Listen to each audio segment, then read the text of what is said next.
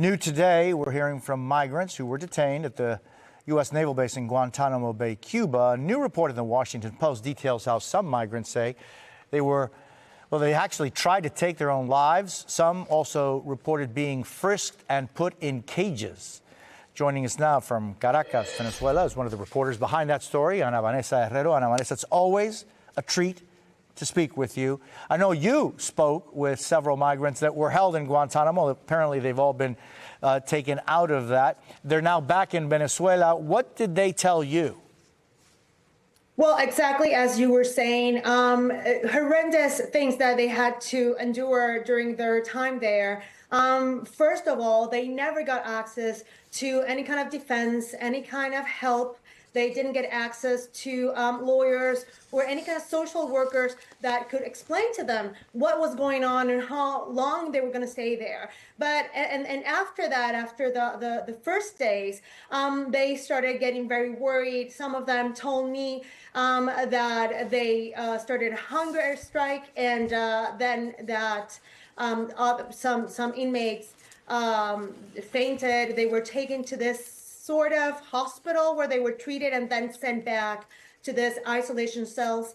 And some of them tried to take their own lives. A person I spoke to specifically said that he tried to do so several times and couldn't do it. And he sounded frustrated that he couldn't do it. But he also shared the stories not only of his experience, but other cellmates that were in the same building as him, and how he heard the shouting, the screaming of people trying to commit suicide, and how this, of course, affected them until today.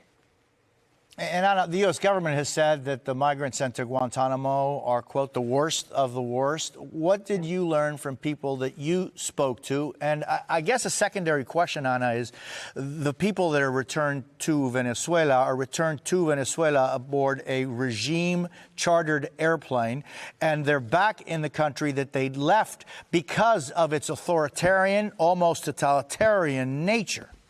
Yeah.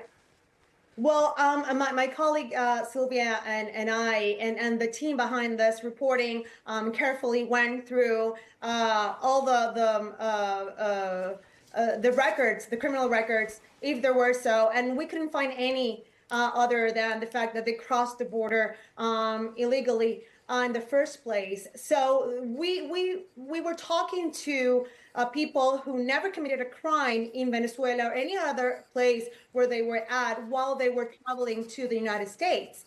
And also, yes, that is very worrying for them. Actually, one of the people we talked to said that he is wishing and he hopes to get back to the United States because he never committed any crime. And they are not planning to stay. Of course, right now, it's extremely hard for them.